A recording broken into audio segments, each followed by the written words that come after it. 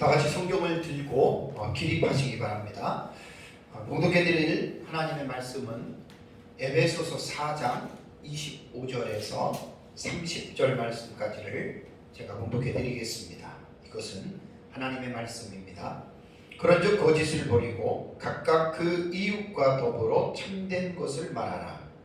이는 우리가 서로 지체가 됨이라. 분을 내어도 죄를 짓지 말며 해가 지도록 분을 품지 말고 마귀에게 틈을 주지 말라. 도둑질하는 자는 다시 도둑질하지 말고 돌이켜 가난한 자에게 구제할 수 있도록 자기 손으로 수고하여 선한 일을 하라.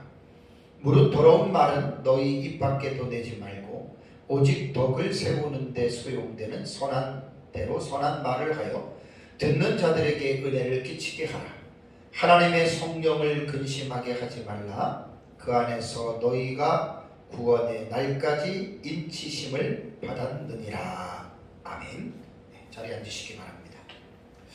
오전에는 4장 17절에서 24절의 말씀에 대해서 제가 설교를 했습니다. 한 20분 정도 이제 서론에 구원에 대한 그 서적에 대해서 제가 말씀을 드렸습니다. 구원에 대한 이 부분은 참 너무나 중요한 부분으로서 어느 한 가지의 어떤 부분만 가지고 우리가 구원은 이것이다라고 말할 수가 없다라고 하는 거 여러분 꼭 기억을 하셔야 됩니다. 거의 이제 구원의 서적을 순서를 보면은 이제 뭐 8가지로 말하는 데 있고 11가지 뭐 12가지 뭐 되는데 9가지 정도가 가장 그래도 구원의 서정을 잘 정리를 해놨어요. 뺄 수도 있고 더할 수도 있고 그렇게 되는데, 그래서 이제 성경을 통해서 구원이 어떻게 구원에 대한 부분을 어떻게 성경이 우리에게 교훈을 해주셨느냐라고 하는 것들을 이제 조직신학자들이 이미 오래전부터 정리해 놓은 건데, 소명, 중생, 회심, 믿음, 칭의, 양자, 성화, 견인, 영화. 그러니까 우리가 구원을 말할 때에는 소명부터 영화까지의 전체적인 흐름과 맥락을 가지고 구원을 논해야지. 거의 한국교회 오전에도 말씀드린 대로 문제가 뭐냐면 칭의에서 양자에서 딱 구원이 마치 완성된 것처럼 말하는 사람들이 사실 꽤 있어요. 이게 참 문제가 많이 됩니다. 이게 이제 그 이신 칭의, 이신 듣고 해가지고 믿음으로 구원을 받는다고 해가지고 칭의에서 양자까지 딱 넘어와서 여기서 이제 마치 구원이 완성된 것처럼. 그리고 이제 칭의가 됐으면 이제 뭐 그 사람은 뭐 완전 이제 구원을 받았다. 그건 맞는 말이죠. 그러니까 구원을 이렇게 딱 잘라서 칭의된 자는 완전히 구원 받았네 이렇게 말하지 말고 소명부터 영화까지를 다 구원론은 이런 차원에서 구원론을 이야기를 해야 됩니다. 그래서 이제 한국교회 안에 문제가 많이 됐던 것이 칭의와 성화에 대한 그 부분에 있어서 이제 칭의와 성화에 대한 논쟁이 되게 많았었어요. 근데 제가 볼 때는 논쟁할 게 전혀 없는 거예요. 칭의에서 끝난 게 아니라 칭의된 자는 반드시 성화가 된다. 그래서 칼빈이나 종교개혁자들의 구원론을 보면은 칭의와 성화에서 칭의면 끝났다 이렇게 말하는 그 신학자들이 하나도 없었어요. 성화는 당연히 칭의된 자는 당연히 성화가 되죠. 그러면서 소명, 중생, 회심, 믿음, 칭의, 양자까지는 이 논리적인 순서예요. 논리적인 순서도 이거 순간적으로 딱 이루어지는 거예요. 순간적으로 믿는 순간에 딱 이루어집니다. 그래서 우리가 이제 구원론을 이야기할 때는 뭐 소명부터 칭의, 양자까지는 순간적으로 이루어지는데 이제 그 칭의된 자로서 하나님의 자녀가 된 양자가 된 입장에서 제일 중요한 게 뭐겠어요? 앞으로 구원받은 사람으로서 살아가는 과정이거든요. 그게 성화란 말이에요. 그러니까 어떻게 보면 강조해야 될 부분이 보면은 성화인데, 이게 이제 인간의 출생으로 본다면 아이가 모태에서 한 270일에서 290일 정도 있다가 아이가 출생을 했어요. 출생했다고 끝났나요? 그 아이를 길러야 되잖아요. 양육해야 되잖아요. 그러니까 마치 칭의는 뭐냐면 그냥 잉태된 아이가 출산을 한 거예요. 그리고 가만히 냅두면 그 애가 어떻게 되겠어요? 그러니까 그 아이를 잘 양육하고 일생을 어느 정도 이제 청소년기나 이렇게 성인까지 성장하기 위해서 부모의 케어가 필요하잖아요. 성화는 바로 그거예요. 그런 차원에서 이야기를 해야 되고, 또 성경에서 선행을 많이 강조하는데 선행은 곧 성화다 이렇게 보면 되고, 그럼 성화는 뭐냐? 거룩하게 되어져 가는 과정인데, 성화의 목표는 누구냐? 그게 바로 예수 그리스도예요. 그게 바로 에베소서에 제가 지지난주에 설명한 대로 우리가 다 하나님의 아들을 믿는 것과 아는 일에 하나가 되어 온전한 사람을 이루어 그리스도의 장성한 분량이 충만한 데까지 이르리니, 그러니까 예수님의 장성한 분량까지 이루고 오직 사랑 안에서 참된 것을 하여 범사에 그에게 잘할지라 그는 머리시니 곧 그리스도라. 그러니까 지지난주에 설교했던 4장 12절과 15절에 보면 모든 성도들이 구원받은 것으로 끝나고 만족하는 게 아니고, 계속해서 구원받은 자라면 예수 그리스도에게까지 자라는 과정, 곧 예수님처럼 되어져 가는 것을 거룩한 삶을 살아가기 위한 과정으로서 성화, sanctification이라고 그러는 거예요. 성화. 그러니까 한국교회 안에 이 성화에 대한 이 부분들이 되게 약해요. 제가 볼 때는 성화를 강조하는 그러한 어떤 교회들이 그렇게 많지 않아요. 그러니까 마치 칭의 받았고 예수님 믿었으니까 이제 우리는 마치 끝난 것처럼, 그러니까 이제 구원 받았으니까 이제는 하나님의 복을 받아서 복을 누리고 이제 계속해서 필요한 복을 달라라고 애골 복골 새벽에 기도하고 금식 기도하고 철야 기도하고 우리 교회 부흥시켜 달라고 이런 데에 그냥 쉽게 말하면 목을 매는 거예요.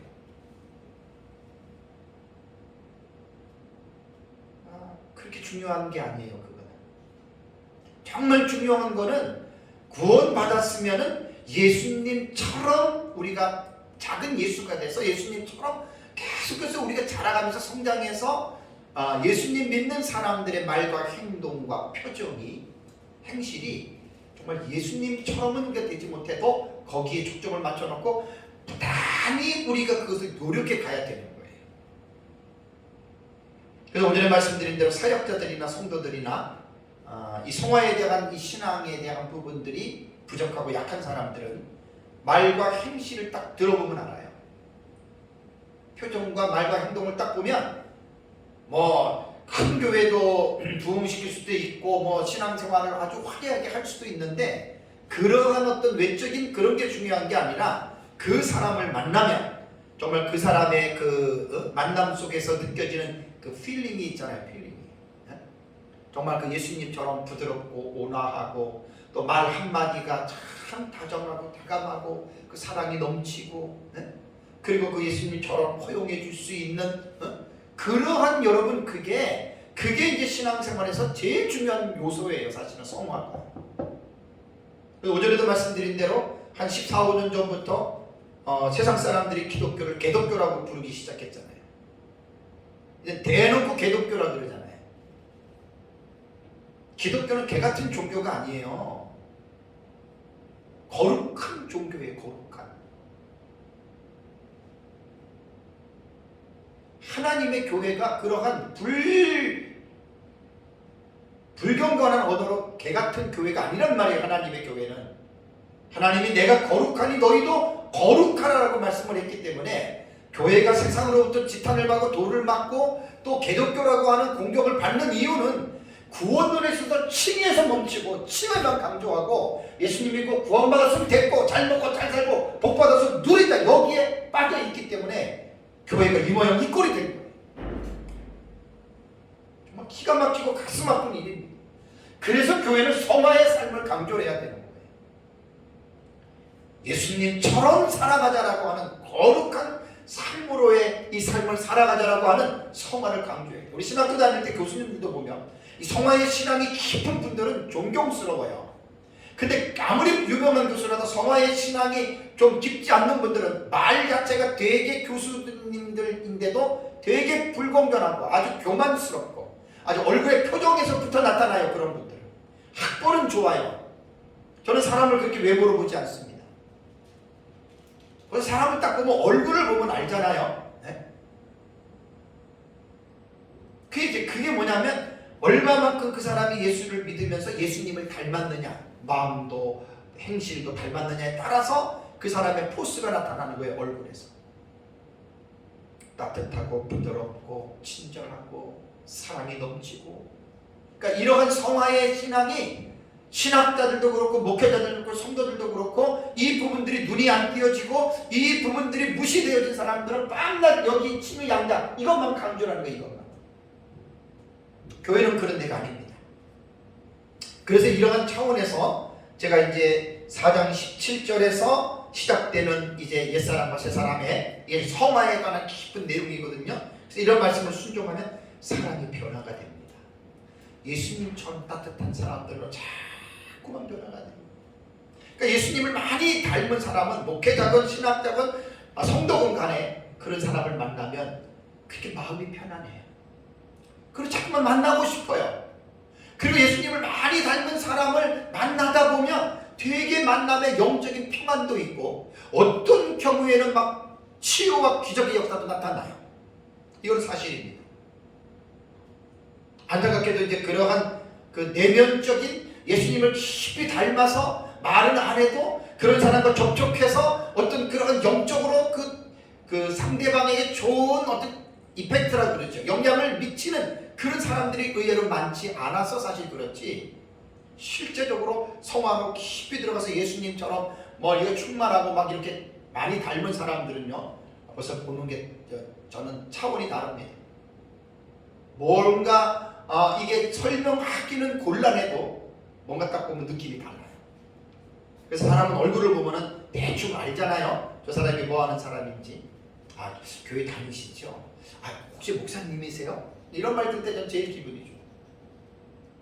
근데 목사한테 무슨 뭐 같다 이런 말들 가끔 들을 때가 있어요. 저 사람은 무슨 선수 같고 저 사람은 뭐 뒷고 이렇게 하는 사람이 이게 왜 그러냐면 얼굴에 나타나는 거예요. 그렇게 은연중에 나타나요. 그래서 이제 지난주부터 이제 이번 오전하고 이제 이번 주 계속하는 설교들이 뭐냐면 이런 성화적인 차원에서 이제 이 본문들을 여러분들이 이해하시라는 거예요. 자, 이제 오전에 이어서 이제 25절과 32절, 에베소서 4장은 1절에서 6절이 한 문단이고 17절에서 24절이 한 문단이고 25절에서 32절이 한 문단이고 5장 1절에서 2절이 한 문단이라고 그랬어요. 크게 네 문단이에요. 지금 이제 25절 들어갔습니다. 자, 그러면 25절과 32절은 어떤 내용일까? 이제 이 문단에서 이제 주제를 말을 한다면 하늘에 속한 세 사람의 세 사람이 행해야 할 윤리적인 지침입니다. 그러니까 맨날 교회만 다닌다, 나 구원받았다, 나는 목사니, 나는 성도니 이런 말만 하지 말고 정말 하나님의 자녀가 되었다면 이제 세 사람이거든요. 이 세 사람은 땅에 속한 사람이 아니라 하늘에 속한 사람입니다. 그럼 하늘에 속한 사람이 교회만 다녔다고 내가 하늘에 속한 게 아니에요. 그 하늘에 속한 사람들이 행해야 할 윤리적인 지침들이 있습니다. 그것을 쭉 이야기를 했습니다. 그래서 25절에서 32절까지를 제가 대략적으로 말씀을 드리면 부정적인 권면 뭐뭐 하지 마라 라는 말씀과 또 쌍으로 나와요. 이어서 이렇게 하라라고 하는 한 쌍을 이루어서 교훈하고 있는 것을 볼 수 있습니다. 우선 25절을 보면 25절은 이런 내용입니다. 거짓을 버리고 참된 것을 말하라. 한 쌍이에요. 대조해서 말하는 거예요. 26절과 27절은 분을 내어도 죄를 짓지 말아라 라고 하는 이러한 내용이고 28절은 도둑질하지 말고 자기 손으로 가난한 자를 구제하라. 또 29절에는 악한 말을 하지 말고 선한 말을 하라. 30절에는 하나님의 성령을 근심하게 하지 말아라. 31절과 32절은 모든 악의를 버리고 서로 용서하라. 이게 다 뭔지 아십니까? 이게 바로 성화예요. 이게 하늘에 속한 세 사람들이 이렇게 하나하나 살아가라라고 하는 그 부분을 구체적으로 지금 교훈하고 있다라고 하는 말입니다. 예수님이 이러한 삶을 살았겠습니까? 아니죠. 온전한 하나님인데. 그러니까 교회가 조금 전에 서론에 말씀드린 것처럼 교회가 뭐에 우리가 집중하고 무엇에 관심을 것을 갖고 무엇에 우리가 깊이를 둬야 되느냐? 바로 이 성화의 삶, 구원론에 이루어지는 진행 중에 있는 이 성화의 삶을 간과하면 안 된다는 거예요. 자, 높아지면서 말씀을 드립니다. 성화는 신의를 충족시켜주는 조건이 아니에요. 그럼 그거는 행위 구원론자가 돼요. 저는 전혀 그런 걸 반대합니다. 성화는 칭의된 자로서 종교개혁자들이 말한 것처럼 당연히 따라오는, 당연히 나타나야 할, 분리될 수 없다는 이야기입니다. 그래서 믿음과 행함이 분리되지 않듯이 칭의된 자는 반드시 성화가 된다. 근데 이 성화는 사람마다 개인마다 차이가 있기 때문에 깊이는 다를 수 있어요. 그건 어쩔 수가 없어요. 그래서 우리가 하나님의 말씀을 통해서 계속해서 구약부터 신약에 우리가 성경을 읽다 보면 성화에 초점을 맞추고 우리에게 계속 이렇게 하라, 이렇게 하지 마라, 그 말씀들이 우리에게 주어지는 거예요. 거의 명령형이죠. 또 거의 조건부지요. 이렇게 해라, 이렇게 해라, 이렇게 지금 주어지는 거예요. 그래서 교회는 쓸데없이 잘 먹고 잘 살고 부자 되고 교회 부흥되고, 어떻게 보면 그게 전부 다 자기 욕심이에요. 네? 자기 욕심을 이루려고 허울 좋게 교회니 뭐니 부흥이니 이런 걸 갖다 붙여가지고 허울 좋게 그거는 내세울 뿐이지, 정말 교회가 천착하고 깊이 있게 뿌리를 내려야 될 부분은 바로 이 성화 부분입니다. 예수님 닮아야 됩니다. 아까 찬송 불렀잖아요. 예수님 닮기 내가 원하네. 늘 그런 마음을 가지고 살아야 됩니다. 목사건 성도건 할 것 없이 우리가 정말 세상에서 교회 신앙생활하면서 정말 이 예수님을 닮아야 되는 거예요. 그래서 이제 에베소서 4장 이후에는 바로 이런 성화의 삶의 선행에 관한 이 부분에 대해서 구체적으로 말씀을 하고 있기 때문에 이제 우리가 이 부분에 집중하고, 오전에도 말씀드린 대로 에베소 교회 성도들은 구원받은 성도들입니다. 구원받은 성도들이지만 인간은 옛사람인 죄악된 본성은 죽어야지만이 끝나요. 그게 우리 안에 딱 달라붙어 있어요. 그래서 살 때 조심하라는 거예요. 성령으로 충만해서 그 옛사람의 행위가 못 올라오도록 올라오면 처벌이라는 거예요. 자, 그럼 25절. 자, 하늘에 속한 세 사람이 행해야 할 윤리적 첫 번째 지침은 25절에서 뭐라고 말하죠? 그런즉 거짓을 버리고 각각 그 이웃과 더불어 참된 것을 말하라. 이는 우리가 서로 지체가 됨이라. 거짓말하지 말라는 거예요. 참된 진실을 말하라는 거예요. 이거 딱 10초면 끝나죠. 자, 이렇게 넘어가면 이거 누가 모르겠어요. 이거를 10분에도 하고 20분에도 하고 1시간도 하고 10시간도 설교를 할 수 있는 거예요. 왜냐하면 이 거짓말, 이게 언어 생활에 대해서 예수님이 어떠한 언어 생활을 했고, 하늘에 속한 세 사람은 어떠한 언어 생활을 해야 되고, 이방인들은 어떠한 언어 생활을 하는지를 우리가 배우는 거예요. 언어 생활은 이제 29절에도 나옵니다. 29절에도 더러운 말은 하지 말고, 이런 말이 또 나와요. 근데 어쨌든 여기는 이제 거짓말이라고 있습니다. 거짓말. 자, 우선 이 문장에서 중요한 동사 두 개를 먼저 딱 체크하라고 넘어갈게요. 동사가 중요하다고 그랬습니다. 자, 거짓을 버리고 그랬죠. 참된 것을 말하라 그랬죠. 그죠? 두 가지 동사의 모습을 한번 볼게요. 자, 버리고라고 하는, 아포데메노이라고 하는 이 동사는요, 아포티데미의 분사, 명령적 분사입니다.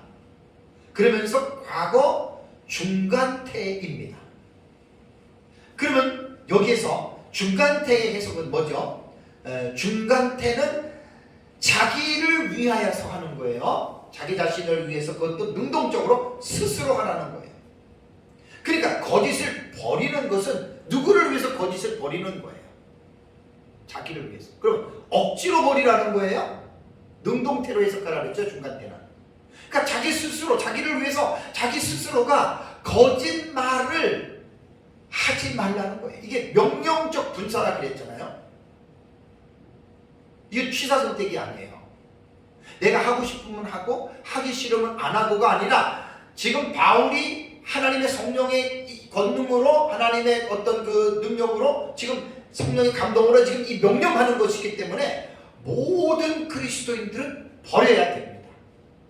자기 스스로가 알아서 거짓말하는 것을 멈춰야 된다는 말입니다. 다음에 동사 두 번째 뭐죠? 참된 것을 말하라 그랬잖아요. 그죠? 이 말레이테라고 하는 말은 말레오라고 하는 이 말하다에 이것도 명령, 이것은 현재 능동입니다. 현재 능동태입니다. 그러면 현재는 뭐죠? 계속적인 거예요. 능동은 아까 중간태랑 똑같습니다. 자기 스스로 알아서 하는 겁니다. 그러니까 명령형이기 때문에 이것도 취사선택이 아니에요. 그러니까 현재이기 때문에 능동태이기 때문에 계속해서 반복하라는 거예요. 지속하라는 거예요. 그러니까 우리 그리스도인들은 말을 할 때 무슨 말을 하라고요? 참된 것을 말해야 된다는 말입니다. 거짓말은 아예 딱 단호하게 버려야 돼요. 거짓말은 그건 버려야 돼요. 자기를 위해서 스스로가 그걸 하지 말아야 돼요. 그리고 참된 것을 말하는데 현재 능동태이기 때문에 또 명령형이기 때문에 안 할 수는 없어요. 이렇게 해야 돼요. 지속해서 계속적으로 참된 것을 말하라고 하는 말입니다. 자, 그렇다면 거짓말이 뭘까요? 거짓말의 우리말 사전적 정의는 사실과 다르게 꾸며서 하는 말이에요. 사실을 말해야 되는데 그 사실을 꾸며요. 빼든지 더하든지 집어넣든지 해가지고, 네? 이게 바로 거짓말이거든요.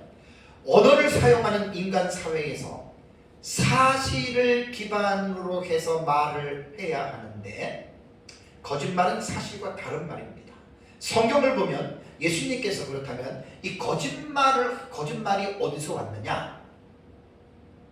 거짓말에 대한 기원에 대해서 분명하게 말씀을 해주셨는데 요한복음 8장 44절을 보면은 너희는 너희 아비 마귀에게서 났으니 너희 아비의 욕심대로 너희도 행하고자 하느니라. 이게 유대인들에게 하는 말이에요. 그는 처음부터 살인한 자여 진리가 그 속에 없으므로 진리에 서지 못하고 거짓말할 때마다 제 것으로 하나니 이는 그가, 궁금하죠? 그가 누군지? 거짓말쟁이요 거짓의 아비가 되었다. 그게 마귀예요. 마귀. 유대인들 돌 들만 하지요. 돌 들어서 예수님을 쳐 죽일만 하지요. 자기네들은 육신적으로 아브라함의 자손이라고 그 자부심을 갖고 있는데 예수님이 너희는 너희 아비 마귀의 자식들이었다는 얘기를 하니까 돌 안 들겠어요. 그러니까 마귀로부터 시작된 거예요. 거짓말은. 그래서 에베소 교회 성도들에게 바울은 옛사람을 벗어버리라고 하는 이 옛사람의 행실이 뭐냐면 거짓말이에요. 사실과 다르게 하는 말. 사탄은 에덴 동산에서 우리 인류의 시조인 하와에게 거짓말했지요. 그 선악과를 따먹고 죄를 짓게 된 거예요. 그리고 범죄한 이후에 이 세상은 마귀가 이 세상의 임금이 되어서 마귀의 수하에 있는 모든 사람들은 거짓말에 완전히 박사들이 됐죠. 입만 열면 거짓말이에요. 입만 열면. 그래서 하나님은 모세를 통해서 10계명 속에 9번째 계명으로 내 이웃에 대하여 거짓 증거하지 말라라고 영원한 도덕법으로서 하나님께서는 못을 박아놨습니다. 그래서 인간은 언어를 통해서 의사소통을 하는 존재이기 때문에 말을 할 때는 사실 있는 그대로 정직하게 말하는 것이 이것이 하늘에 속한 새 사람의 언어 생활입니다. 그래서 거짓말하는 사람은 정직하지 않아요. 거짓말하는 사람들은 진실한 사람이 진실이 없어요. 목에 칼이 들어와도 정직하게 말해야 돼요. 이런 진실함이 없는 사람들은 입만 열면 거짓이 입만 열면. 오전에도 말씀드렸지만 예수 그리스도를 믿고 구원받았다고 완전한 사람이 된 것도 아니고 예수님 믿고 구원받았다고 친히 양자 되었다고 끝난 게 아니에요. 우리가 예수를 믿는 순간에 우리의 영적인 신분은 100% 바뀐 거는 맞아요. 마귀가 우리 속에서 지배하다가 예수님 믿는 순간에 성령이 들어와서 마귀를 내쫓고 이제 성령 하나님이 우리 안에 들어와서 우리를 지배하시는 것은 맞지만 그렇다고 우리가 완전히 100% 새 사람이 된 거는 아니에요. 왜냐하면 인간의 육신을 입고 있기 때문에 우리가 이 땅에 살아가는 날까지는 예수 믿기 전에 옛 죄악된 본성이 우리 안에 죽을 때까지 우리와 함께 있는 거예요. 그래서 이 죄악된 본성은 이 세상을 떠날 때 코에 호흡이 멈출 때 그때 이제 소멸되는 거예요. 그때까지는 우리 안에 있는 옛사람의 본성, 이건 이미 벗어버린 것임에도 불구하고 습관화가 되어 있기 때문에 나도 모르게 어떤 상황과 어떤 환경에 처하다 보면 또 내 어떤 상태에 따라서 끔찍한 것들을 예수 믿는 사람들도 행할 수 있다라고 하는 사실입니다.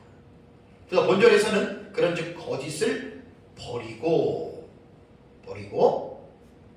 각각 그 이웃과 더불어 참된 것을 말하라. 왜요? 이는 그 이유가 우리가 서로 지체가 됨이라라고 이제 이렇게 말을 했습니다. 그러니까 지체의 개념으로 볼 때는 이제 믿는 우리 그리스도인들의 그룹으로 1차적으로는 봐야 되고, 그리고 확장해서 나가면 믿지 아니하는 모든 사람들과의 관계에서도 우리가 이 말씀을 적용하면 됩니다.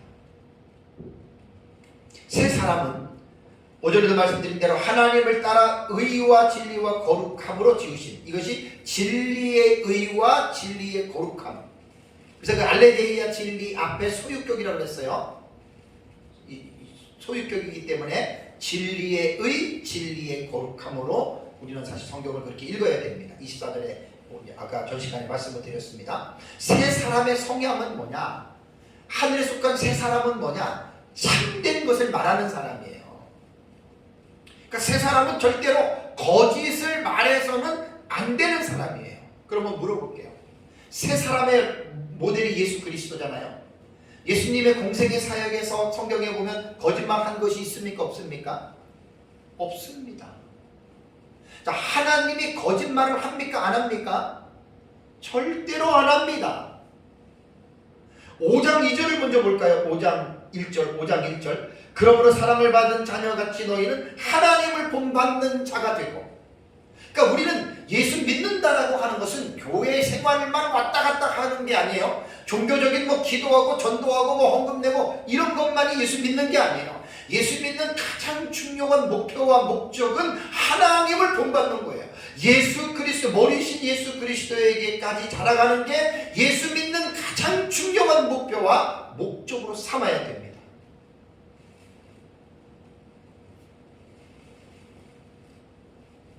하늘에 속한 새 사람은 거짓말을 말할 수가 없어요. 그래서 참된 말을 해라라고 하는 말이 알레게이아라고 하는 말이 참이라는 뜻이고 진리라고 하는 뜻입니다. 거짓과 반대되는 단어입니다. 그래서 본절에서 이웃이란 1차적으로 교회의 지체들, 우리가 서로 지체가 된다라고 하는, 여기에 보면 멜레라고 하는 지체가 인체의 그 부분을 나타낼 때 사용했던 단어거든요. 그래서 요거는 이제 인체의 비유 멜레는 이제 비유적인 용법으로 이제 교회 안에 공동체에 있는 이제 우리 성도들 간의 그 커뮤니티 안에서 사용하는, 이제 그래서 우리가 이제 이렇게 지체라고 이제 말을 했습니다. 그러니까 성도는 그리스도를 통해서 우리는 한 새 사람이 된 유기적인 공동체입니다. 서로 연결이 되어 있습니다. 서로 커뮤니케이션이 이루어집니다. 그러니까 유기적인 공동체예요. 그렇기 때문에 우리가 서로가 만나서 또 교제하고 말할 때에 서로가 거짓말을 하면 안 됩니다. 선한 거짓말, 하얀 거짓말 안 됩니다. 거짓말을 다 버려야 됩니다. 거짓을 버리고 참된 것을 말을 해야 교회는 건강한 공동체로서 사람으로 온전하게 자랄 수 있다고 하는 말입니다. 옛사람의 행실인 거짓말을 하게 되면 교회 공동체는 다툼과 분쟁이 일어나서 결국은 교회 공동체는 깨어지게 되고 병들게 됩니다. 한국 교회 안에 거짓말로 인해서 많은 교회들이 다투고 깨어지는 아픔들을 겪고 있습니다. 제가 우리 목회의 생활이 33년입니다. 횟수로 33년째입니다. 만으로는 아직 32년이 안 됐는데 33년째입니다. 올해가.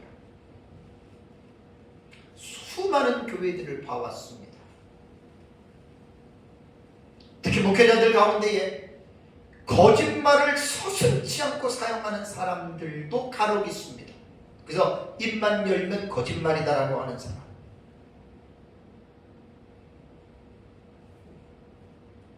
그래서 그런 사람들이 들어가는 교단이나 노회 같은 데 보면, 총회나 노회 같은 데 보면 그 한 사람으로 인해서 그 총회와 노회와 교회들이요, 여러분 막 갈라져 버려요.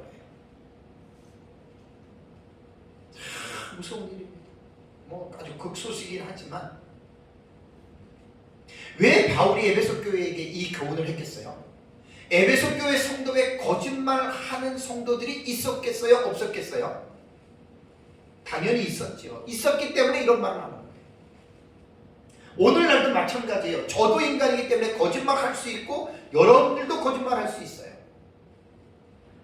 급박한 상황에 처하게 되면 내가 살기 위해서 또 내게 유익을 갖기 위해서 거짓말할 수도 있다는 거예요. 인간이기 때문에. 나는 안 그런다라고 그렇게 자신 있게 말할 사람은 제가 볼 때 한 사람도 없다고 봅니다. 친구들도 서로 이렇게 동기들 그룹끼리 만나보면 간혹 그 거짓말하는 사람이 있어요. 근데 그런 사람들은 사실 조심해야 됩니다. 그게 다 옛사람이 할 행위거든요. 새사람이 하는 행위가 아니에요. 더 무서운 것은 계시록 21장 8절을 보면은 지옥에 가는 사람들의 삶의 8가지 유형 아시죠? 거기에 거짓말이 딱 포함이 되어져 있습니다. 그래가지고 교회에서 설교자들이 이 거짓말은 그냥 뭐 한두 번 어쩌다 하는 거 이거는 아니다라고 말씀을 왜곡해서 설교하는 사람들이 꽤 많아요. 왜냐하면 거짓말하면 지옥 간다 그랬으니까. 그래서 뭐 이거는 진리를 변개시켜서 거짓말 해석하는 거고, 또 거짓말은 습관적으로 하는 사람이 지옥 간다 이렇게 얘기를 하고, 그럼 우리가 연약해서 가끔 하는 거짓말은 괜찮다. 그 성경은 그렇게 말하는 게 아니에요. 거짓말하면 지옥 간다고 가르쳐야 됩니다. 저도 때로는 거짓말을 솔직한 얘기로 제 의식적으로는 거짓말 안 합니다. 할 수가 없습니다. 혹여라도 만약에 내가 과거라도 언제 거짓말했다면 그럼 그것 때문에 지옥 가느냐? 지옥은 안 가지요. 그러나 죄를 지었기 때문에 뭘 해야 돼요? 우리는 반드시 회개해야 됩니다. 그래서 계시록 21장 8절에 거짓말하면 지옥 간다라고 하는 이 말씀을 엄중하게 받아들이면 연약해서 어쩔 수 없이 거짓말을 했더라도 그 말씀을 생각하면 당장 회개가 됩니다. 회개는 뭐지요? 방향을 바꾸는 거예요. 거짓말을 늘상 하던 사람이 지옥 간다라는 것을 알고 회개하고 거짓말을 안 하고 참된 말을 한다. 그것이 바로 에베소서 오늘 본절에서 우리에게 교훈하고 있는 말입니다. 그래서 예수 그리스도를 믿고 구원받아 새 사람이 되었다고 하는 것 저와 여러분들은 늘 기억해야 됩니다. 그리고 새 사람의 특징은 거짓말을 하지 말아야 된다. 거짓말은 땅에 속한 옛사람의 성향이고 하늘에 속한 새 사람은 참된 말을 해야 된다. 참된 말 알레데이아 진리입니다. 올바른 말입니다. 언어 생활 너무나 중요합니다. 특별히 교회 안에서 참된 말들을 우리 하도록 힘써야 되고, 나가서 이웃들과의 삶 속에서도 거짓말하지 말고 참된 말을 하는 것이, 이것이 바로 예수님을 닮아가는 성화의 관계라는 말입니다. 두 번 과정이라는 말입니다. 두 번째는 26절과 27절을 보면, 26절 27절에 분을 내어도 죄를 짓지 말며 해가 지도록 분을 품지 말고 마귀에게 틈을 주지 말라. 여기서 분을 내어도라고 하는 말 동사예요. 이 동사가 어떻게 됐을까요? 아르기제스테는 아르기조의 명령형이고 현재 중간태입니다. 이제 난 동사만 나오면 너무 기대가 많이 돼요. 왜 그런 줄 아세요? 여러분, 동사가 뭐예요? 움직임을 묘사한 것이 동사잖아요. 그죠? 네? 움직임을 묘사한 게 동사잖아요. 그러면 움직임을 단순히 뭐 가라, 오라, 화를 내라 그러면 헬라어에는 6가지를 뭐라 그랬죠? 법이 있어요. 법. 직설법, 명령법, 시구법, 가정법에서 6가지 정도 나오거든요. 분사까지. 그 다음에 시상이 있어요. 과거냐, 현재냐, 미래냐 이런 거. 다음에 태가 있어요. 태는 뭐냐면 움직임의 방향이에요. 동사 언어가 움직임을 묘사한 이 언어인데 방향이 있다니까요. 능동태냐, 수동태냐, 중간태냐. 그 다음에 성이 있어요. 남성이냐, 여성이냐, 수, 단수냐, 복수냐, 격, 역격이냐, 수익격이냐, 목적격이냐 이런 것들이 있어요. 이게 꼭 설교자들은 헬라어든 히브리어든 동사, 헬라어 히브리어는 동사 언어라고 할 정도로 동사의 비중이 엄청나게 커요. 그래서 성경을 읽는 설교자들과 성도들은 동사를 잘 읽어내면 삶의 분명한 변화와 확실한 표적들이 많이 나타납니다. 그래서 여기 분을 내어도라고 하는 아르기제스테라고 하는 이 단어는 명령형 현재 중간태예요. 그러니까 이제 이 원어 사전에 보면은 아르기조가 능동태가 있고 수동태가 있는데 능동태로 될 때는 노하게 하다 격분을 시키는 거예요. 상대방을. 근데 수동태는 노하게 되는 거예요. 내가 노하게 되는 거예요. 그래서 태가 중요한 거예요. 동사가 나오면 이게 능동태냐 수동태를 딱 보면은 상황이 다르잖아요. 자, 사람을 죽였어요. 능동태는 내가 죽인 거지만 수동태는 뭐예요? 죽임을 당한 거죠. 그래서 요 아르기조라고 하는 요 단어는 신약 성경에 8번 나와요. 8번이 나오는데 이 분을 내어도 분을 내다라는 거죠. 분을 내는 것은 여기에서 보면은 현재 중간태니까 계속해서 자기가 분을 내고 있는 사람이에요. 이건 이제 심리학적으로 들어가면 재밌어요. 심리학은 내가 공부를 했기 때문에 말할 수 있는데 넘어갈게요. 예를 들자면 분노 중독증 들어보셨죠? 그죠? 늘 분노하는 사람 여기 포함되는 거예요. 그러니까 하나님의 말씀을 철학적으로 심리학적으로 뭐 다 읽어낼 수가 있죠. 그러니까 다방면에 지식이 있으면 다 여기서 충분히 읽어낼 수가 있어요. 자기 스스로 분을 내는 거예요. 이거는 이 오르기조라고 하는 이 단어는 원어 사전에 들어가 보니까 그 하나님의 분노가 나와요. 하나님도 분노하세요. 오늘 잘 들으셔야 돼요. 분노가 다 나쁜 건 아니에요. 근데 하나님이 분노하는 게 마태복음 18장 34절에 주인이 노하여 그 빛을 다감도록 그를 옥절에 넘기느라. 여기 주인은 하나님을 말하는 거예요. 하나님은 노하십니다. 분노하십니다. 그 다음에 사람의 분노도 있어요. 사람의 분노는 뭐 많이 나타나죠. 그건 뭐 우리 자신만 봐도 우리가 늘 분노하는 거 나타나고, 또 계시록 12장 7절을 보면 마귀도 분노해요. 마귀도 분노해요. 계시록 12장 17절 기억나세요? 용이 여자에게 분노하여 돌아가서 그 여자의 남은 자손도 하나님의 계명을 지키며 쭉 나오죠. 이 여자의 남은 자손 후사면만 떨어질 때 사탄도 분노해요. 다음에 이 분노는 인간의 악한 기질 중에 하나예요. 마태복음 5장 22절에 예수님이 나는 너희에게 이르노니 형제에게 노하는 자마다 심판을 받게 되고 형제를 대하여 나가라 하는 자는 공회에 잡혀가게 되고 미련한 놈이라 하는 자는 지옥불에 들어가게 되리라. 이 분이에요. 분에서 나오는 말들이에요. 이게. 근데 이 분을 내어도라고 하는 이 동사를 제가 설명을 했고, 그 다음에 나오는 말이 뭐죠? 분을 내어도 뭐라 그랬습니까? 죄를 짓지 말아라는 거예요.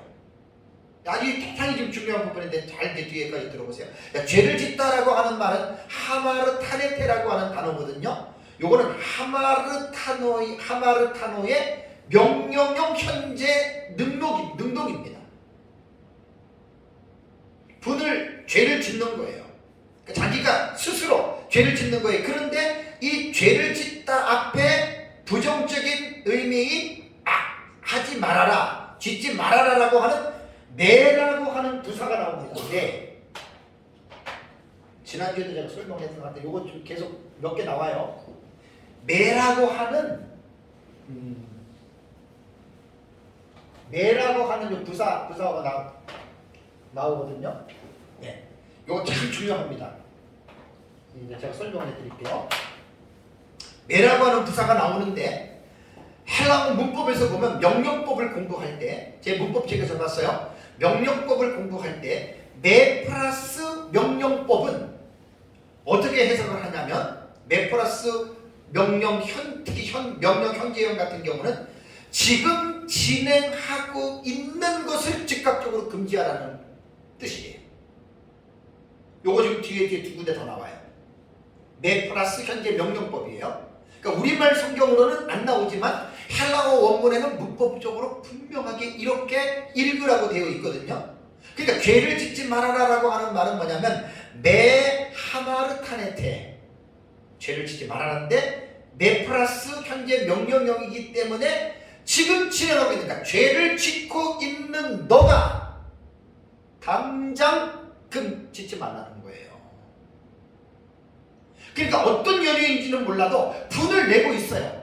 뭐 자기가 뭐 자존심 때문인지 뭐 상대방이 어떻게 됐든지 간에 내가 물질적인 손해든 뭐 인격적으로 침해받은 어쨌든 간에 막 분이 나는데 여기에서 지금 분을 내어도 죄를 짓지 말며라고 하는 매 플러스 이 현재 명령법은 그 분을 내고 있는 것을 너가 즉시 멈추라.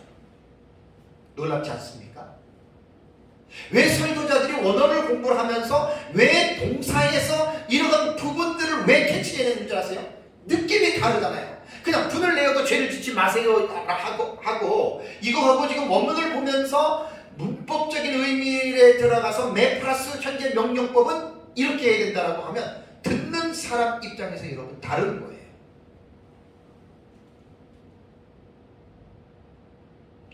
분을 내어도 죄를 짓지 말며가 분을 내는 사람들은 지금 당장 멈추라는 거예요.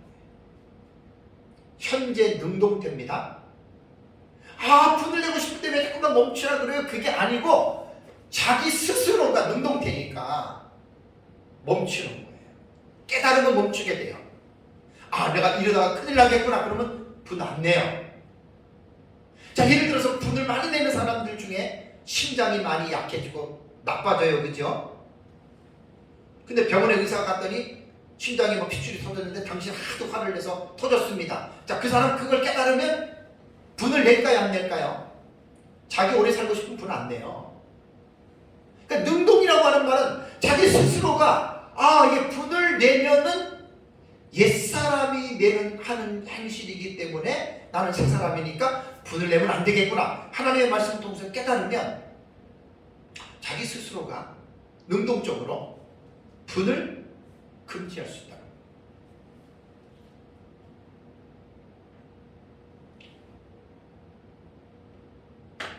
분을 내어도 죄를 짓지 말라라고 하는 말 속에 뒤에 17절에 그 죄가 되는 이제 그 넘어가는 고리가 있습니다. 그러면서 이제 26절을 다시 보시면 해가 지도록 분을 품지 말고 그랬죠. 그죠? 여기 또 나오는 두 번째 단어가 분입니다.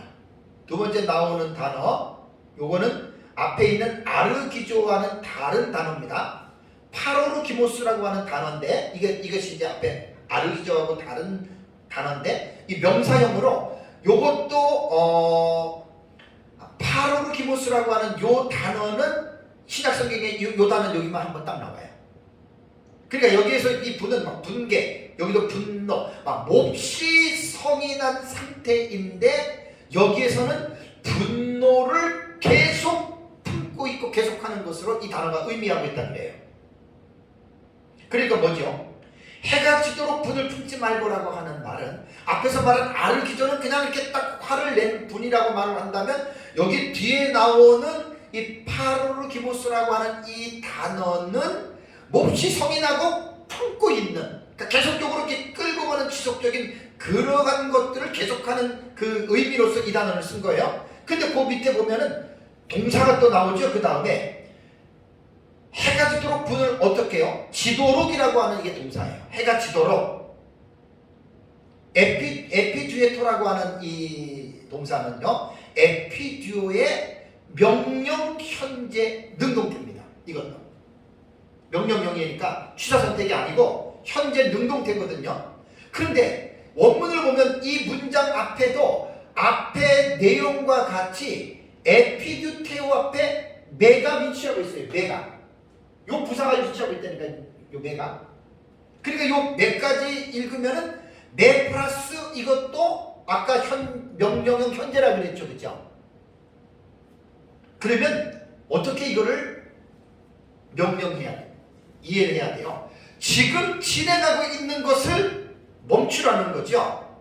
그러니까 해가 지기까지, 그러니까 보세요. 분이 났어요. 아침에 분이 났어요. 점심때, 저녁때까지 계속 그 분을 어떻게 해요 지금? 품고 있는 거죠. 그러니까 해가 지도록 어떻게 해요? 그 분을 품지 말라. 여기 메 플러스 현재 명령법이란 말이에요. 그러니까 당장 풀라는 거예요. 그래서 해가 지도록이라는 말 속에 몹시 성난 상태, 아까 말씀드린 대로 분내가 계속해서 이어지는 거죠. 그래서 그 분을 오래 품고 있으면 미움과 증오로 이어지게 되고 결국은 미움과 증오가 큰 일을 벌어지게 합니다. 근데 오늘 본문에서는 3자가 개입한다라고 바울은 말을 하고 있는데 그 지속적인 분을 계속 갖고 있는 사람들에게 일을 만드는 장본인은 누구냐면은 27절 읽어볼까요? 27절. 자, 그거 보세요. 마귀에게 뭘 주지 말라? 틈을 주지 말라 그랬죠. 그러니까 분을 계속 갖고 있으면 딱 좋아하는 존재가 하나 있어요. 그게 마귀예요. 마귀가 틈을 타고 들어온다는 말이에요. 여기서 틈이라고 하는 단어가 토포스라고 하는 단어인데 이 단어는 원래 장소, 지위로도 번역이 되는데 기회로도 번역이 돼요. 기회. 그러니까 본문에서는 기회로 이것을 읽어야 돼요. 그러니까 우리가 분을 품지 말고 해가 지도록 계속 품고 있으면 마귀에게 기회를 주는 거예요. 마귀에게. 그러니까 그 기회를 주지 말라는 거예요. 마귀는 그걸 노립니다. 부부 간에, 부모와 자식 간에, 형제 간에, 친구 간에, 이웃 간에, 교인들 간에, 목사와 성도의 관계에서 계속 어떤 한 가지의 잘못과 실수를 가지고 그걸 가지고 자꾸만 분을 내게 만들어요. 분을. 이건 인간의 스스로가 이제 그런 것들이 자기 성향과 기질에 따라서 올 수가 있는데 그 분을 일으킬 때 마귀는 딱 찬스를 잡는 거예요. 기회를 잡으려고 하는 거예요. 그래서 그 사람이 분을 삼키지 못하고 아까 말씀드린 대로 메 플러스 명령 현재 명령법은 즉각 그거를 멈춰야 되는데 멈추지 않고 계속해서 해가 지도록 그 분을 가지고 있으면 마귀가 찬스를 잡습니다. 그래서 교회 안에 성도끼리 가정 안에서 이 분을 계속해서 끌고 가면 마귀가 기회로 삼는데 주교학자 클라인 스노드그라스는 화를 가리켜서 분노를 가리켜서 뭐라고 얘기했냐면 참 너무 멋있는 말이에요. 마귀가 침입하는 자리이며 성도들을 공격하기 위한 트로이 목마다. 트로이 목마 기억나시죠? 그 성을 뺏기 위해서 목마 속에 그 아테네인가요? 그리스 군대가 들어가가지고 그죠? 나중에 이제 딱 그 성 안에 들어갔다가 밤에 이제 그 목마 속에서 사람이 나와가지고 완전히 성을 점령해 버렸다는. 그러니까 이 분이라고 하는 것은요 마귀가 그걸 가지고 트로이 목마로 사용한다는 거예요. 그래서 결국은 어떻게 돼요? 가정 깨져, 부부 깨져, 교회 깨져, 친구 관계 깨져. 그래서 베드로전서 5장 8절과 9절에는 마귀가 웃는 사람처럼 두루다니며 삼킬 자를 찾기 때문에 너희는 믿음에 굳게 하여 저를 대적하라고 말씀하는 거예요. 교회 공동체 안에서 성도들끼리 서로에 대한 불화로 인하여 분을 풀지 않고 계속 가지고 있으면 마귀가 토포스, 기회를 마귀에게 기회가 되는 거예요. 그래서 여러분 교회가 깨지는 교회들이 얼마나 많은지 모릅니다. 분노지요, 분노. 목사님 그럴 수 있습니까? 장로님 그럴 수 있습니까? 집사님 그럴 수 있습니까? 성도님 그럴 수 있습니까? 다 분이에요, 분. 우리가 사실 분을 내지 않으면 참 좋아요. 근데 어쩔 수 없이 분을 낼 때가 있어요. 근데 분을 내더라도 해가 지기 전에는 풀어버려야 돼요. 해가 지도록 분을 품지 말고 네 플러스 현재 명령법이라고 그랬죠? 지금 진행하고 있는 것을 당장 멈추란 말이에요.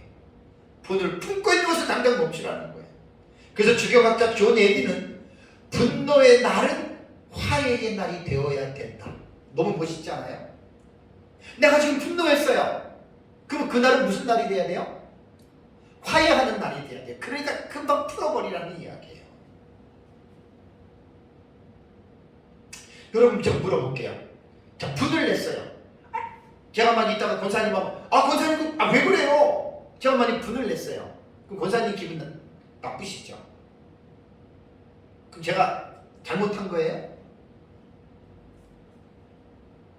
어떻게 생각하세요? 목사님 나한테 분을 내고 화를 내고 진짜 정말 근데 여러분 분은요 화냄이거든요. 다 나쁜 게 아니에요. 이 분냄은 모든 인간이 가지고 있는 기본적인 정서예요. 만약에 사람인데 분노가 없어, 화를 안 내, 그 사람은 문제 있는 사람입니다. 그냥 항상 웃어. 막 때려도 웃고 욕해도 웃고 항상 웃어. 정상적인 사람 아니에요. 무슨 말인지 아시겠어요? 그러니까 우리가 성경을 읽을 때 기본적인 지식이 없으면 정당한 분노 있을 수 있어요.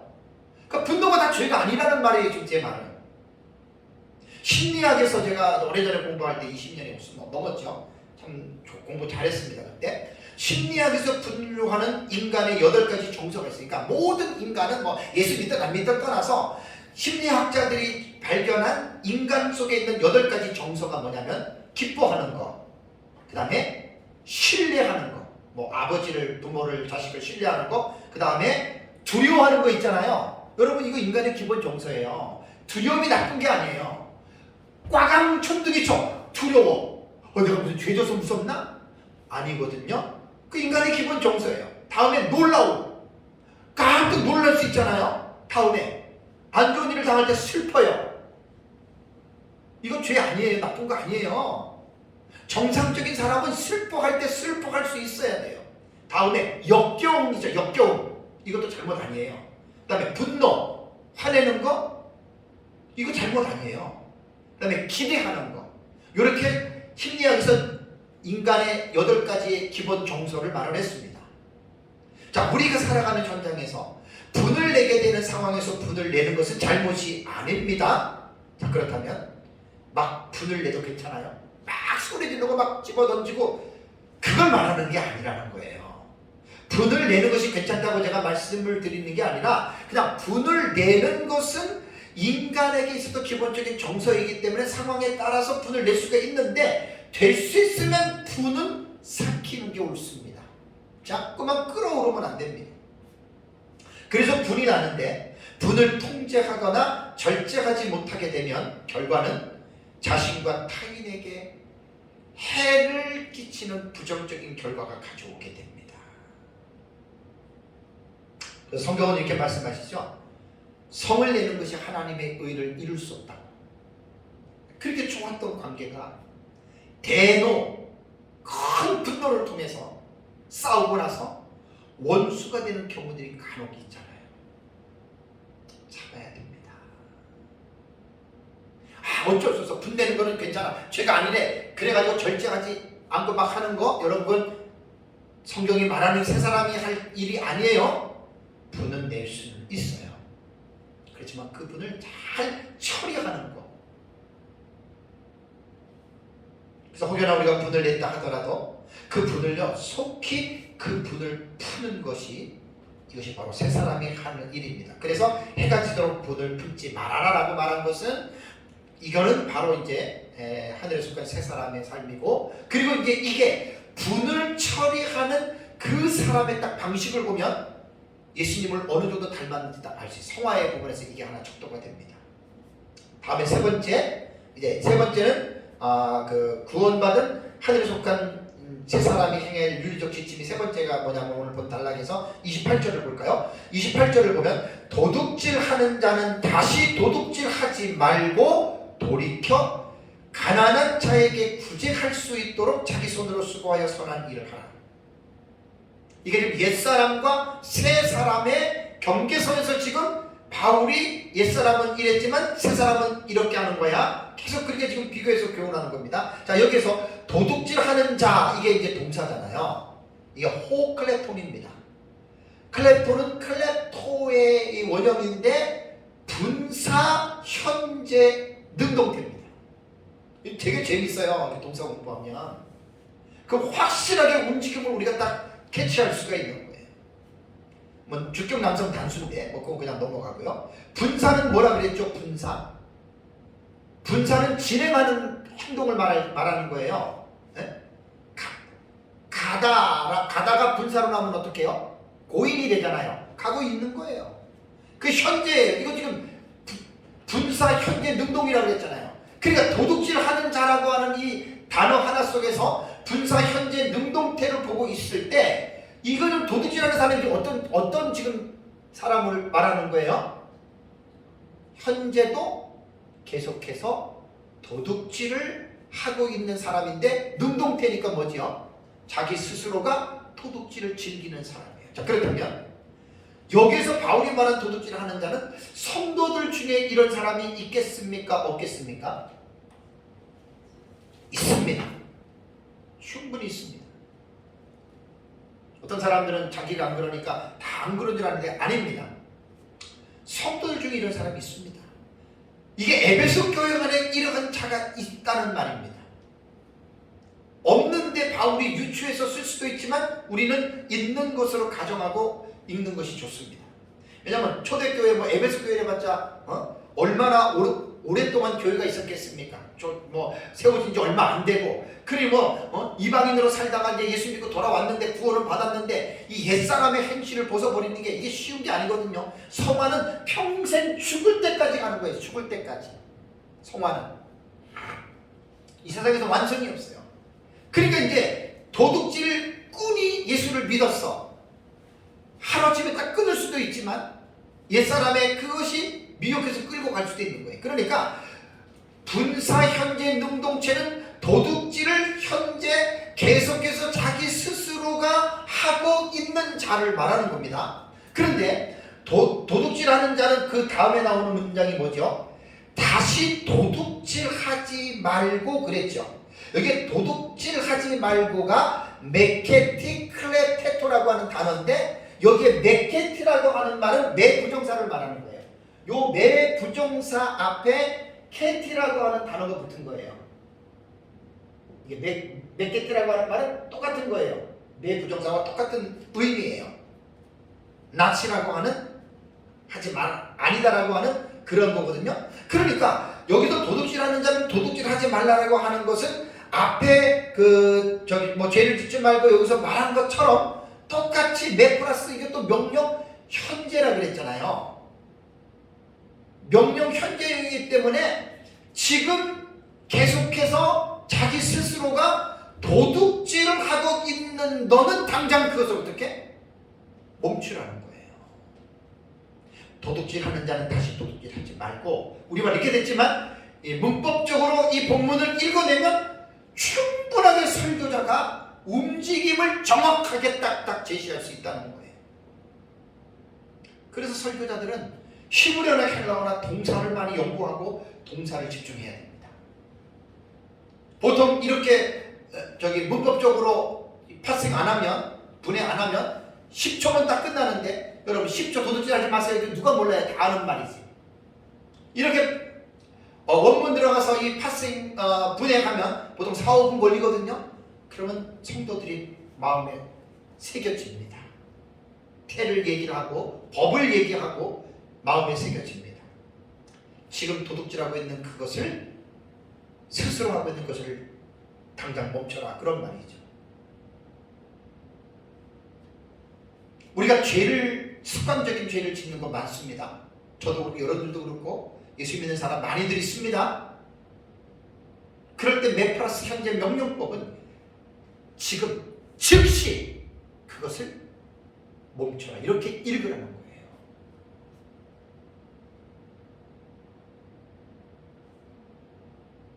우리나라에 대도 해가지고 뉴스에 이름 오르락내리락 사람 있습니다. 그 사람이 있는데 오래됐어요. 예수님 믿고 구원받아가지고 어느 교회에 전도사도 됐다 그랬는데 몇 년 지나고 나서 뉴스에 한 번 나왔는데 그 사람이 다시 도둑질해서 감옥을 갔지요. 다도 충격을 받았죠. 어떻게 예수 믿는 사람이 그럴 수 있을까? 자, 그러고 나서 또 조용했어요. 또 몇 년이 지나고 나서 또 그 사람의 이름이 나오고 또 도둑질해서 들어갔죠. 제가 알기로는 3번 이상입니다. 그럼 그 사람이 구원받았느냐 안 받았느냐 우리는 몰라요. 근데 교회 전도사까지 되고 신앙했다고 하니까 저 구원받은 사람으로 우리가 봐야 되지 않겠어요? 충분히 있을 수 있다는 거예요. 지금 이게 에베소 교회 안에 그런 성도들이 있을 수 있다는 거죠.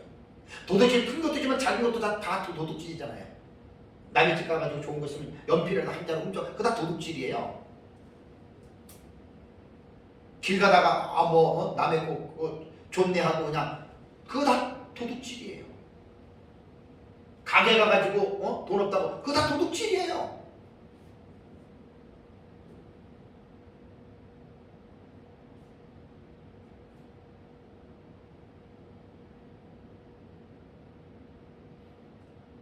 도둑질도 십계명에 나오잖아요. 거짓말도 십계명에 나오고.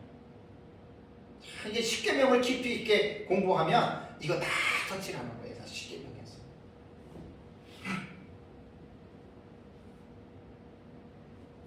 정말 도둑질뿐 아니라요. 저도 여러분들도 그렇고요. 우리도 다 이런 죄 질 수 있는 사람들이에요. 나는 안 그렇다 그런 말 하지 마세요. 더 할 수 있어요. 우리도. 예수님을 믿기 전에 도둑질한 사람이 예수님을 믿었어요. 도둑질을 순간적으로 끊었어요. 근데 성령으로 깨어있지 않고 말씀으로 충만하지 않으면 집어넣게 못 준다고 개가 토한 것을 다시 먹는, 충분히 인간은 그럴 수 있다는 이야기예요. 제 목회 현장이나 예수 믿으면서 주변에 간혹 그런 사람들을 본 적이 있어요. 옛날에 죄악 가운데서 많이 뒹군 사람들은 예수 안에 돌아오면 더 많이 회개하고 더 많이 기도하고 더 많이 금식하고 더 많이 자신을 치지 않으면 집어넣게 못 준다는 말처럼 옛사람의 본성이 마귀가 그거를 통해서 우리를 거짓말시켜가지고 쏘가 넘어지게 하는 경우들이 너무 많습니다. 저는 예수님 처음 믿고 나서 몇 달 안 지났는데 청년의 수련회를 갔는데 저는 옛날에 24살 때 예수를 믿었어요. 옛날에 기타 치고 음악하고 술, 담배 이런 거 그런 쪽에 제가 빠졌기 때문에 그런 거 다 해봤기 때문에 제가 잘 알아요.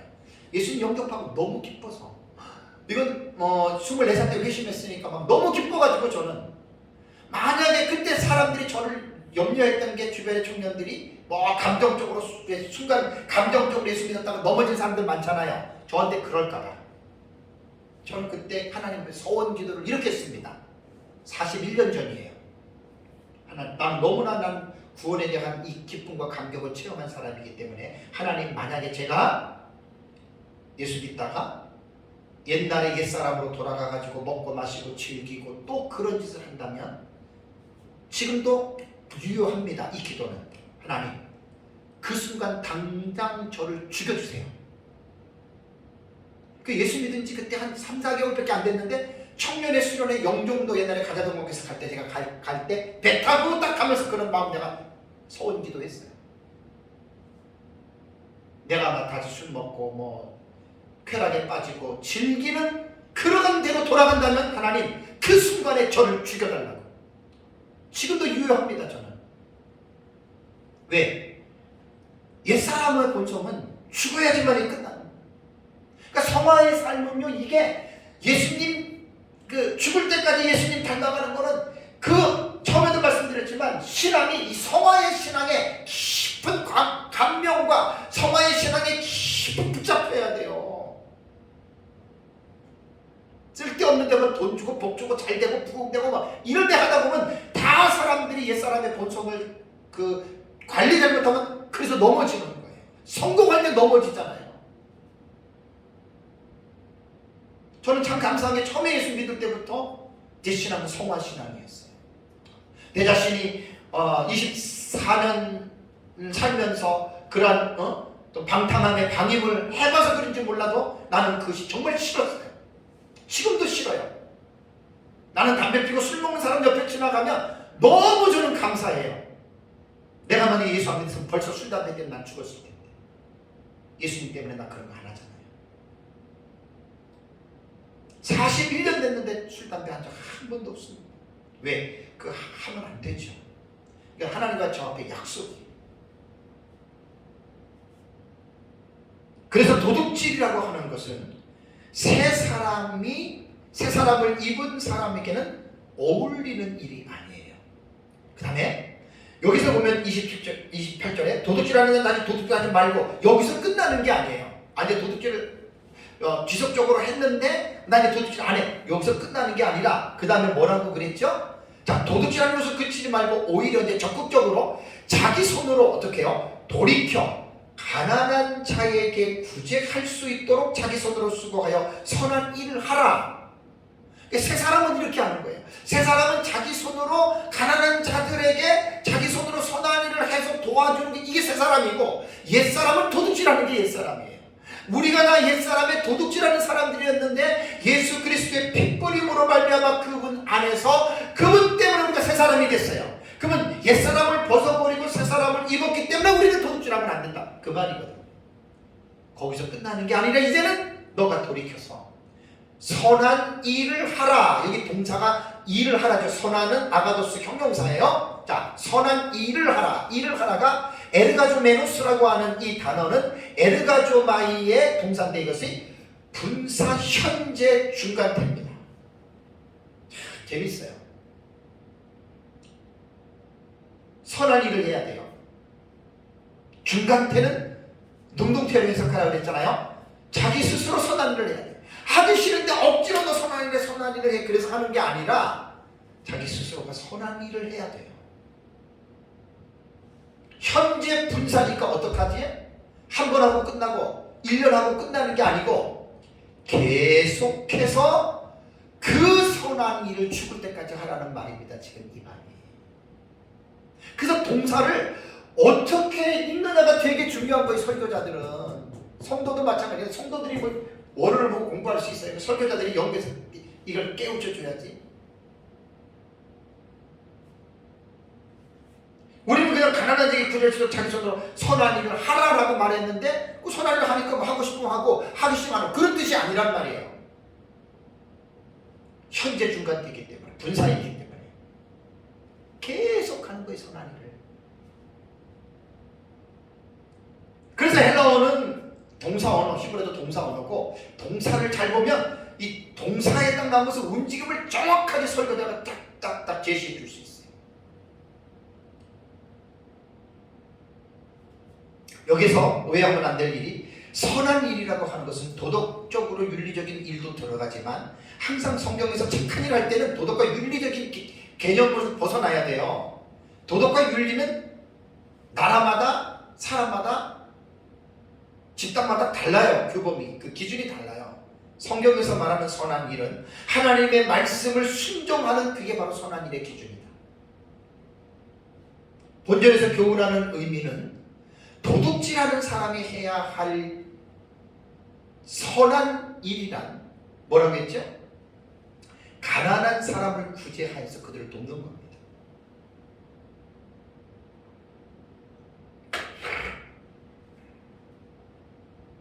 구제는 구약시대뿐 아니라 신약시대에도 하나님의 자비와 긍휼의 표현입니다. 하나님의 백성들이, 하나님의 사람들이 구제하기를 꺼려한다면 하나님을 잘못 알고 있는 거예요.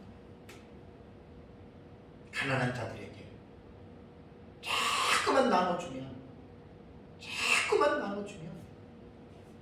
그게 바로 새 사람이 하는 일 중에 하나입니다. 제가 설교를 준비하면서 삭개오가 이렇게 떠올랐어요. 보면 요 말씀하고 매치가 되잖아요. 누가 보면 19장에 삭개오가 나오죠. 삭개오는 어떤 사람이었습니까? 로마 정부 밑에서 세무 공무원의 일을 했죠. 그래서 로마 정부에서 삭개오에게 맡겨진 구역 내에서 얼마를 걷어내라 하고 오다를 주면, 예를 들어서 한 5억을 세금을 징수해라. 그러면 삭개오가 이제 자기 동족들에게 집집마다 다 뭐 해가지고 무슨 세, 물품세, 뭐 관세 해가지고 전부 다 해서 그거를 해가지고 5억을 거두어 가지고 로마에다가 그걸 상납을 해야 되거든요. 근데 하다 보면 6억도 될 수 있고 7억도 될 수 있죠. 그죠? 그 자기 마음이에요. 그래서 삭개오 당시에 유대 사회에서는, 이스라엘 사회에서는 세리들을 아주 매국노 취급을 했잖아요. 동족의 피를 빨아먹는 아주 잔인한 못된 사람. 근데 이 삭개오가 누가 보면 19장 보면 예수님을 만나지요. 예수님을 만나고 나서 삭개오가 예수님에게 하는 말이 뭐지요? 무슨 말을 하죠? 내가 내 재산의 절반을 가난한 자들에게 주겠습니다. 그리고 혹여나 내가 남에게 토색한 일, 속여서 사기쳐서 내가 돈을 더 세금을 징수했다면 4배로 갚겠습니다. 그것도 율법에 나오는 거예요. 율법의 규정이에요. 뭘 말하는 거죠? 도둑질하는 자는 다시 도둑질하지 말고 돌이켜 가난한 자에게 구제할 수 있도록 자기 손으로 수고해 선한 일을 하라. 그 대표적인 인물이 삭개오 아니에요.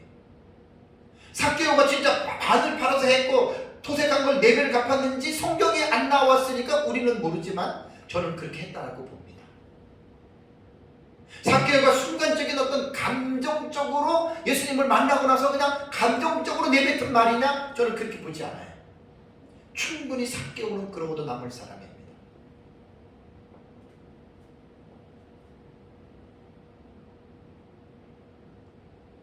도둑질하는 사람들, 아주 심각한 사람들 얘기 들어보면 뭐가 자꾸만 시킨다 그래요. 악한 영들입니다.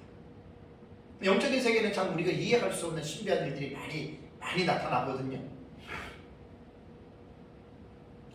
예수 안에서 그런 것들이 끊어지고 또 이제 그런 쪽으로 유혹을 받을 수 있어요. 생전 도둑질을 안 해본 사람인데, 예수 믿고 믿기 전에 도둑질 안 했는데 예수 믿고 나서 어떤 상황이 급박한 상황 가운데에 도둑질 할 수 있는 기회들이 올 수가 있어요. 누구든지 간에. 눈 한 번만 그냥 잠깐 감으면 내가 돈이 몇 억이 필요한데 그냥 딱 감으면 그냥 들어와. 그러시지 않겠어요?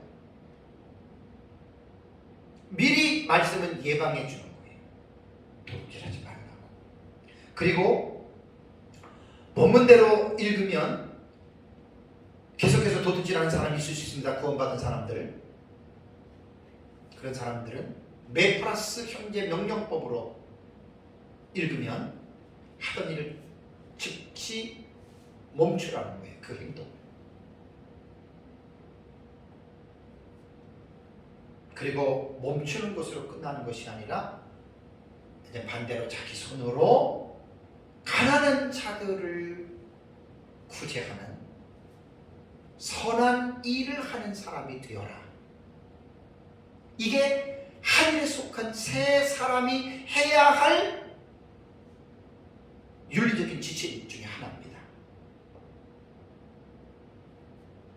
에베소서 2장 10절에 우리가 지난번에 이제 설교할 때 말씀드린 대로 우리는 그가 만드신 바라 하나님이 우리를 만든 우리를 하나님의 작품에 구원받은 사람은 왜? 그리스도 예수 안에서 선한 일을 하기 위하여 지으심을 받은 자니 그랬습니다. 하나님이 우리를 한 새 사람인 교회의 구성으로서 하나님이 우리를 구원해 주신 이유는 너 혼자 잘 먹고 잘 살고 편안하게 너 하고 싶은 것을 이루기 위해서 우리를 구원시켜 준 것이 아니라 선한 일을 하기 위해서 하나님이 우리를 구원시켜 줬다고 하는 것을 잊지 마세요. 많은 그리스도인들이 자기 배만 불리고 자기의 삶의 안정만을 추구하지, 우리 주변에 가난하고 헐벗고 정말 우리가 사람으로 선한 일로 구제해야 될 사람들이 주변에 얼마나 많은지 몰라요. 그걸 또 망각하고 있는 그리스도인들도 너무나 많아요. 하나님이 우리에게 왜 그런 물질적인 부를 하나님이 허락했습니까? 점점 내가 돈을 쌓고 확장하고 내가 더 많은 것들을 누리려고 하려고 하시는 것이 하나님의 뜻이 아닙니다. 하나님이 나에게 혹시 우리에게 물질의 풍요로움을 주셨다면 그걸 통해서 주변에 가난한 자들을 도와서 그들에게 선을 행하게 하기 위해서 선한 일을 하라고 하나님이 물질을 많이 가진 사람에게 하나님이 주셨다는 걸 잊지 마세요. 왜? 나중에 다 하나님 결산하십니다. 분명히 결산하십니다.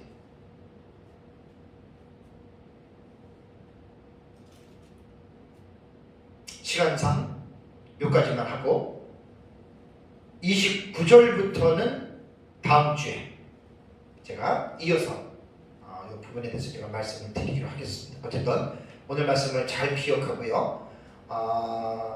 이게 지금 하늘에 속한 새 사람을 입는